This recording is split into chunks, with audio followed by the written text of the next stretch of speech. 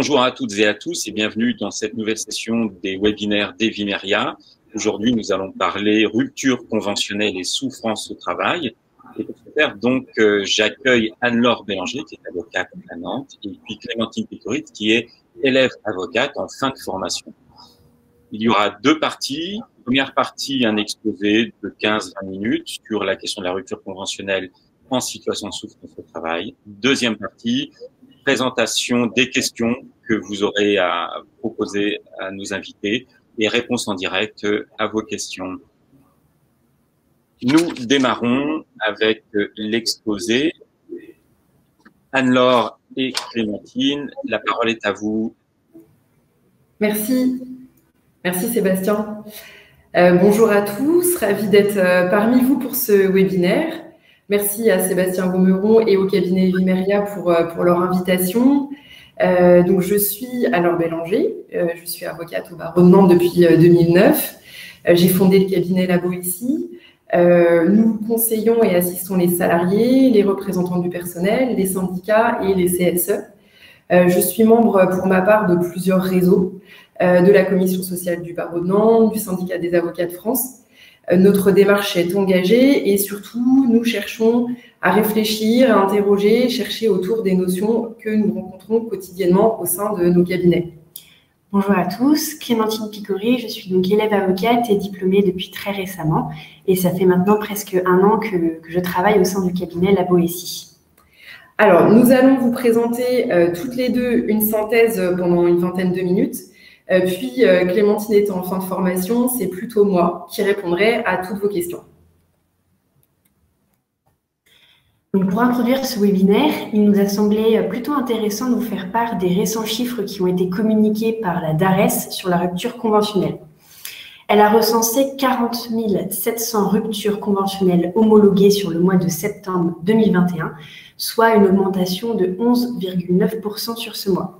Et pour avoir du recul sur une plus large période encore, le nombre d'homologations est en hausse de 3,1% en moyenne sur les mois de juillet, août et septembre 2021 en comparaison avec les 3 mois précédents.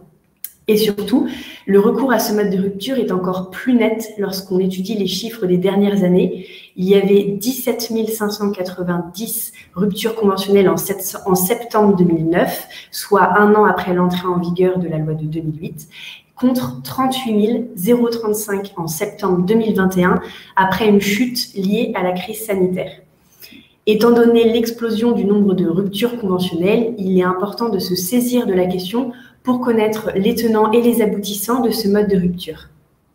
Dans notre cabinet, on observe des dérives dans l'utilisation des ruptures conventionnelles et il nous a semblé important d'informer sur ce régime de rupture du contrat qui est assez spécifique. C'est un mode de rupture du contrat qui peut être très intéressant dans certains cas.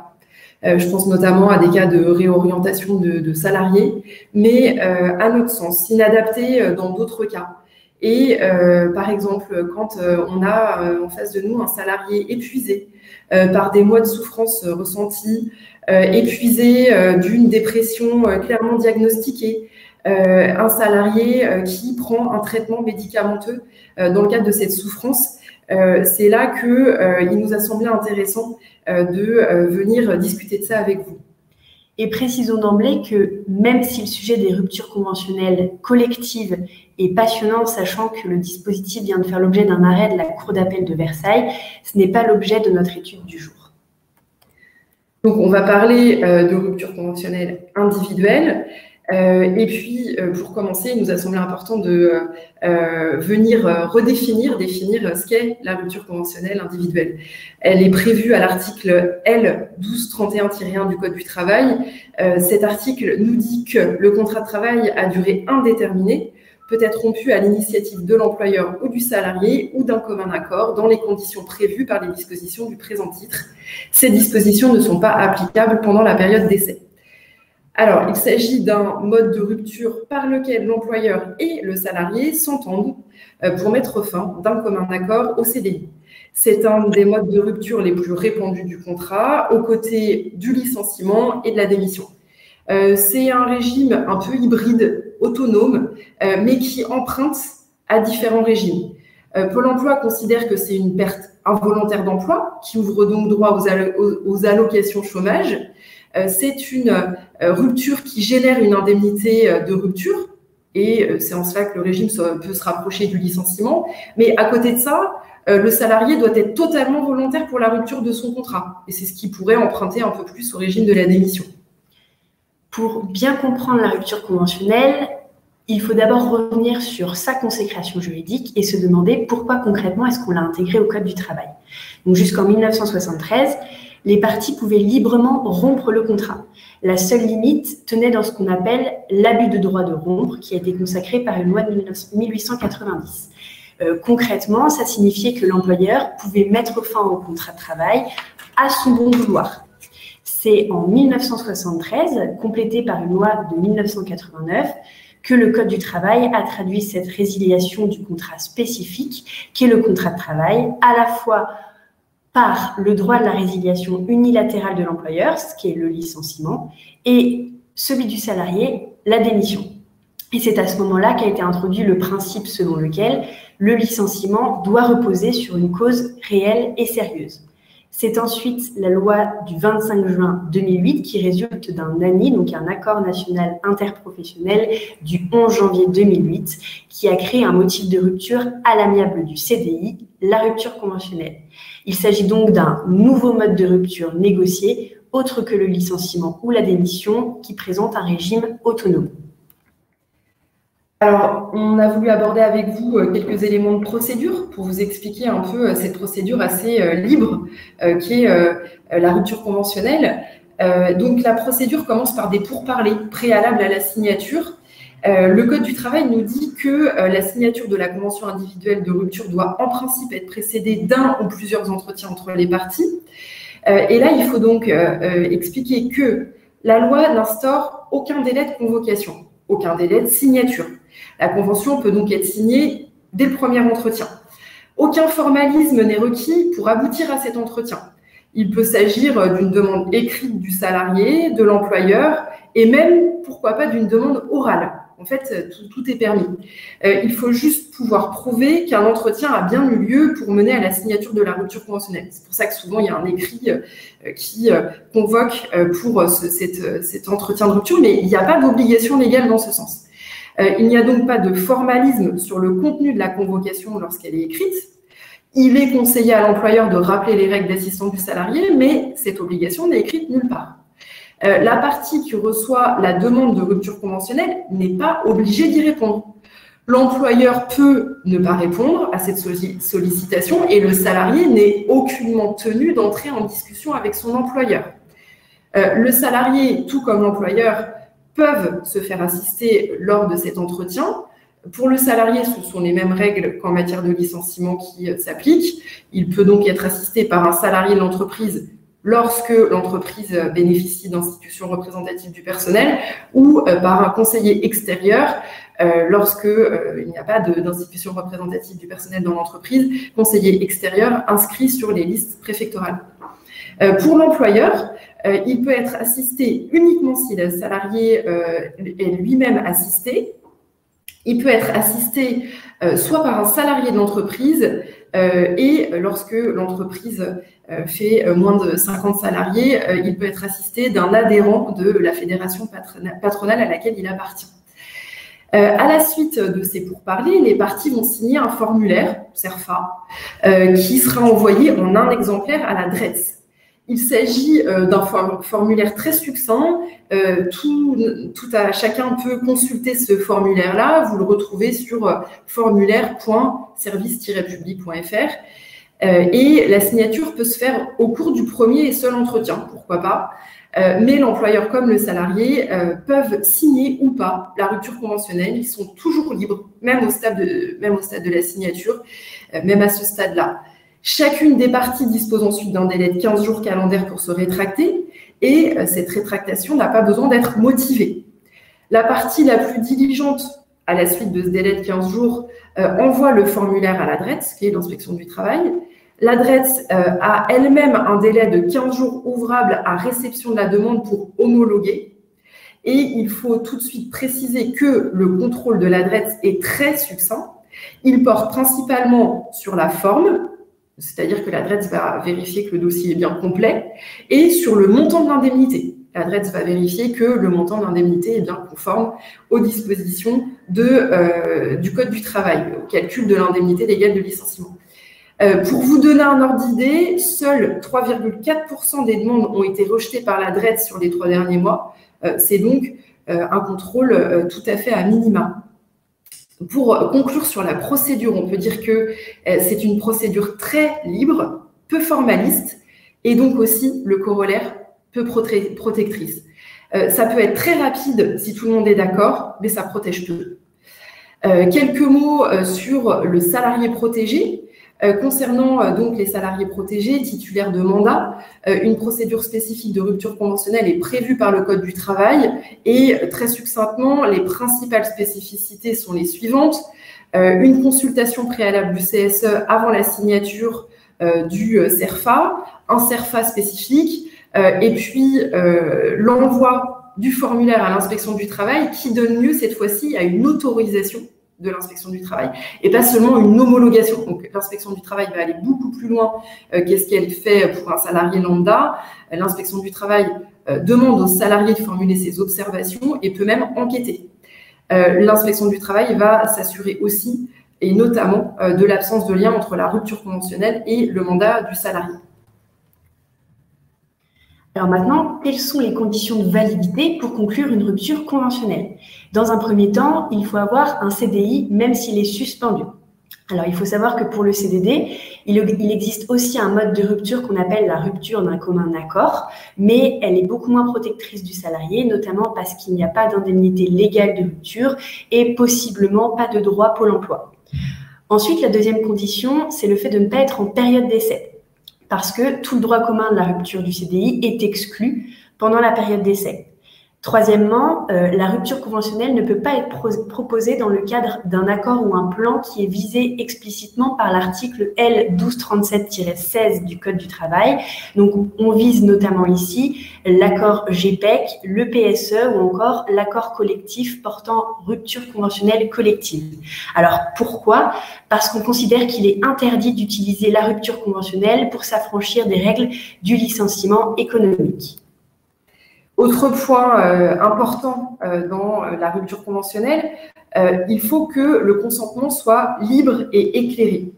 En application du droit commun, cette fois-ci, si lors de la conclusion de la convention de rupture, le consentement de l'une des parties est ce qu'on appelle vicié, il y a un vice de consentement, la rupture conventionnelle peut être frappée de nullité. Pour vous donner peut-être un exemple un petit peu plus précis, c'est lorsque l'employeur a induit en erreur le salarié en lui promettant par exemple une indemnité au titre de sa clause de non-concurrence avant finalement de le délier de cette dernière. C'est un arrêt de la Cour de cassation qui date du 9 juin 2015. Vous trouverez nos références un petit peu plus tard. Mais en tout cas, dans ce cas-là, la Cour de cassation a pu retenir un vice de consentement et donc un consentement qui ne serait pas libre et éclairé. Mais il faut quand même bien dire que ça se corse un peu ensuite. Et c'est là où nous souhaitons en venir précisément.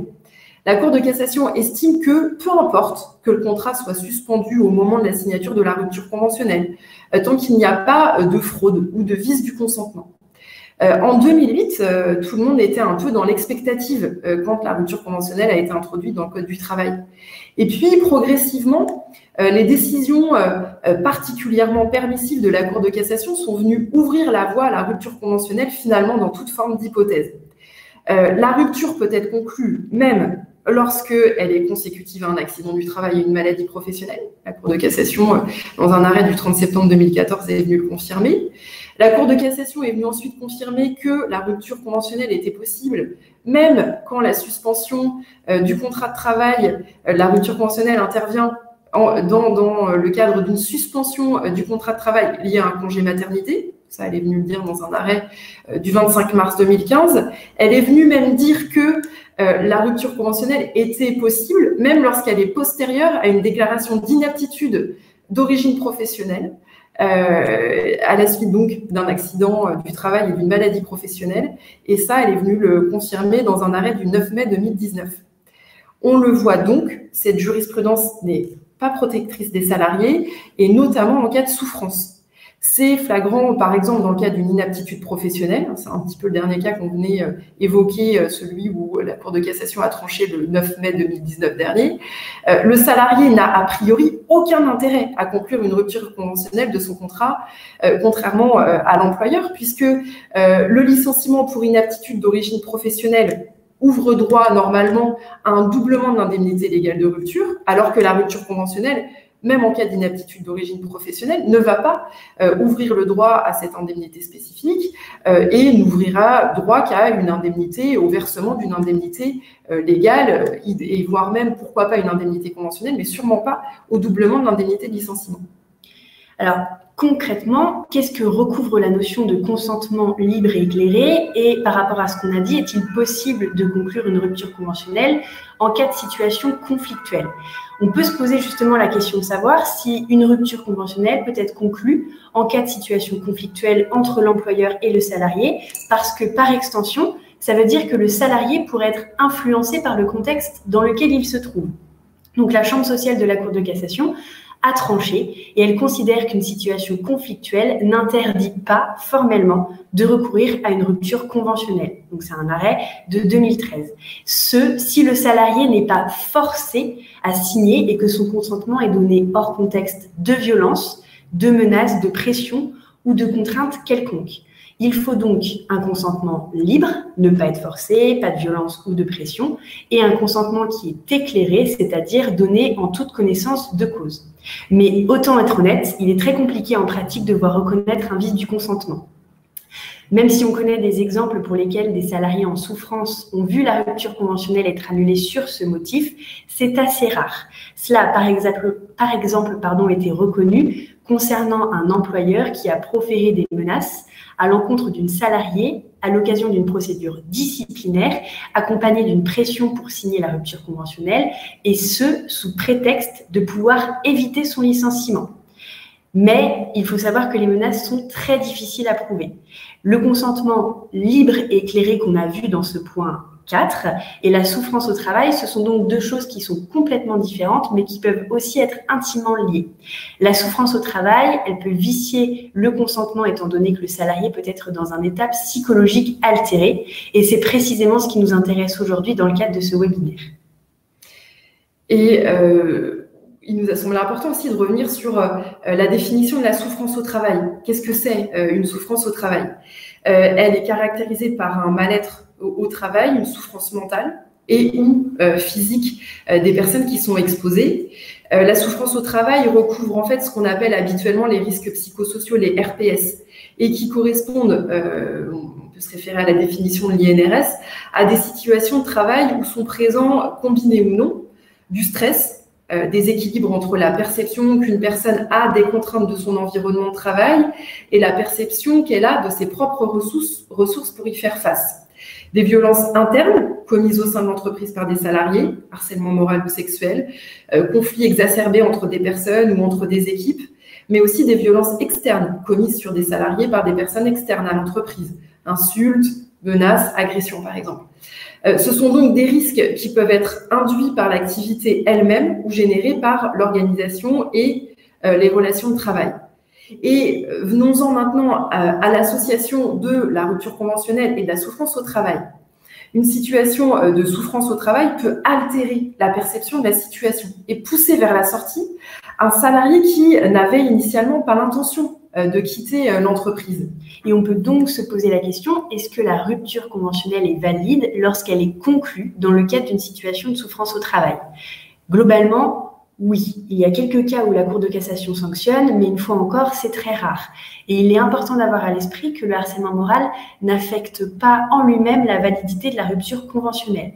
Comme on l'a évoqué il y a quelques instants, il faut que le salarié prouve, malgré une situation de harcèlement moral, que son consentement a été vicié. Et pour ce faire, il faut donc prouver un vice du consentement qui peut se caractériser par des éléments susceptibles de caractériser l'existence de contraintes ou de pression, ne lui ayant pas donné d'autre choix que de signer la convention de rupture, ou encore, par exemple, par une dissimulation volontaire d'une information essentielle au consentement du salarié. Donc, par exemple, la préparation d'un PSE plus avantageux pour lui, et c'est ce qui a notamment été jugé par la Cour de cassation en janvier 2021. Et en conclusion, on souhaitait pouvoir faire un peu un petit état des lieux avec vous des avantages et des inconvénients de la rupture conventionnelle dans un cas de souffrance au travail. Les avantages pour le salarié d'une rupture conventionnelle quand il est en souffrance et qu'il faut mettre un terme au contrat de travail, à cette situation, c'est notamment de pouvoir quitter rapidement l'entreprise lorsque les parties sont d'accord. J'insiste sur cet aspect-là. La procédure est rapide uniquement quand les parties sont d'accord. Elle peut être beaucoup plus longue quand les parties ne sont pas d'accord. Cette rupture conventionnelle en cas de souffrance au travail qui incite à quitter l'entreprise ouvre droit à une indemnisation possiblement de l'assurance chômage, Pôle emploi. C'est un départ avec une indemnité spécifique de rupture conventionnelle, au moins égale à l'indemnité légale de licenciement, voire conventionnelle dans certains cas. Et rien n'empêche de négocier plus que le minimum légal. L'objectif est donc d'obtenir une indemnisation, pourquoi pas, plus avantageuse en faisant basculer le rapport de force selon les éléments en possession. Mais la rupture conventionnelle présente des inconvénients pour le salarié et c'est important de le préciser.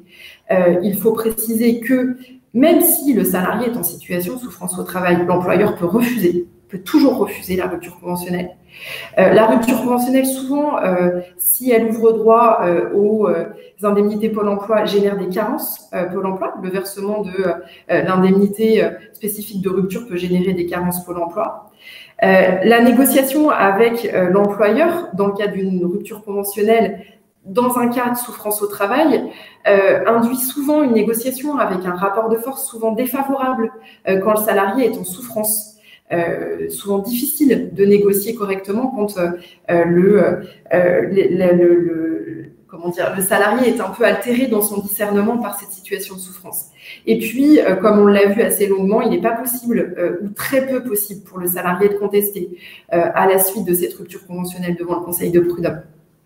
Alors, on l'a dit, un des avantages, c'est que le salarié va pouvoir percevoir des indemnités. Concrètement, lesquelles? D'abord, il va percevoir une indemnité de congé payé. Ensuite, il va percevoir ce qu'on appelle une indemnité spécifique de rupture conventionnelle. Pour être plus précis, l'indemnité de rupture conventionnelle doit être d'un montant au moins équivalent à l'indemnité légale de licenciement ou pour les entreprises qui entrent dans le champ d'application de l'avenant numéro 4 de l'ANI dont on a parlé du 11 janvier 2008, il va avoir droit à l'indemnité conventionnelle si elle est supérieure. Sachant que ces entreprises qu'on vise dans l'ANI, ce sont celles qui entrent dans le champ d'application, ces entreprises qui entrent dans ce champ d'application, ce sont les employeurs de branches d'activité qui relèvent d'une convention collective signée par une fédération patronale adhérente du MEDEF, de l'UPA ou de la CGPME. Et il faut savoir qu'une erreur sur le montant de cette indemnité n'affecte pas la validité de la convention. Alors, devant qui contester la rupture conventionnelle? Par application de l'article L1237-14 du Code du travail, le salarié qui souhaite contester la rupture conventionnelle doit saisir le Conseil de prud'homme dans un délai de 12 mois à compter de la date de l'homologation. Mais nous l'avons vu juste avant, la contestation des ruptures conventionnelles a très peu de chances d'aboutir. Et pour terminer notre propos, on souhaitait un peu ouvrir le champ des possibilités, des autres modes de rupture envisageables dans le cadre d'une souffrance au travail qui peuvent paraître parfois plus opportuns.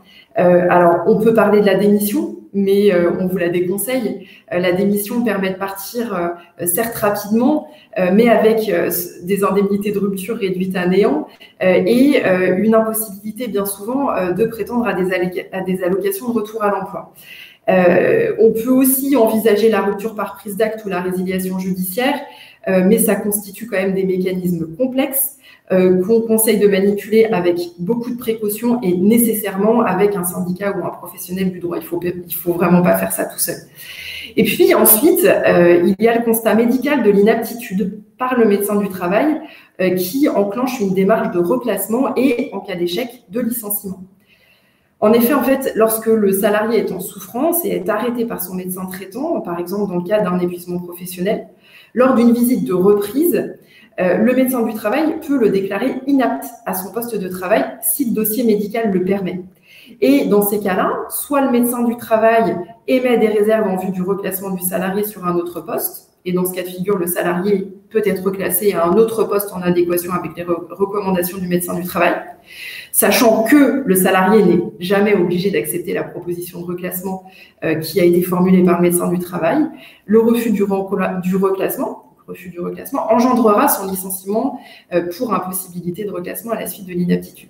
Soit le médecin du travail mentionne directement dans l'avis d'inaptitude que tout maintien dans un emploi serait gravement préjudiciable pour sa santé ou que son état de santé rend impossible tout reclassement dans un emploi et une souffrance au travail en lien avec l'organisation du travail s'oriente majoritairement vers cette issue.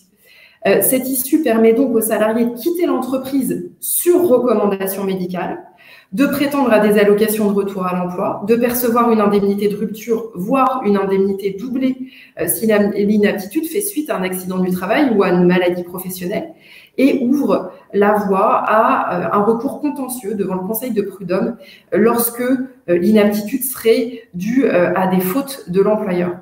Elle permet d'éviter d'entrer en contact avec l'entreprise et de laisser les professionnels de santé décider de la suite. Plus généralement, et on voulait insister dessus dans le cadre du webinaire, il est important de se faire accompagner lorsqu'on est en souffrance au travail. Ce sont les circonstances de fait et les moyens de preuve à disposition du salarié qui vont permettre de déterminer le mode de rupture le plus adéquat. Donc, pour conclure, on ne peut qu'inviter les salariés, comme les employeurs, à la plus grande vigilance quant à la rupture conventionnelle du contrat dans un cas de souffrance au travail. Si le salarié peut de prime abord y voir la fin rapide de sa souffrance, il n'en demeure pas moins que l'état psychique altéré dans lequel il est peut clairement biaiser son raisonnement et son consentement. Il ne faut pas qu'il perde de vue que l'employeur peut toujours refuser une rupture conventionnelle et auquel cas il peut ressentir une impasse psychique qui peut être dévastatrice. Ajoutons que dans ce contexte et sans accompagnement solide, il y a de fortes chances de mal négocier le montant de ces indemnités. Les professionnels de santé et notamment la médecine du travail restent les premiers interlocuteurs qu'il faut mobiliser en cas de souffrance au travail générant des problèmes de santé. Merci beaucoup Clémentine et Anne-Laure pour cet exposé qui est vraiment exhaustif.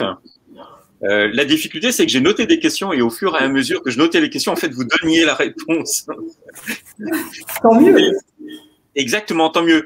Ce qui est agréable et ce qui me met moi dans une situation inconfortable. Alors, on va passer maintenant à la partie questions-réponses. Donc, j'invite les participants à poser leurs questions dans la rubrique questions.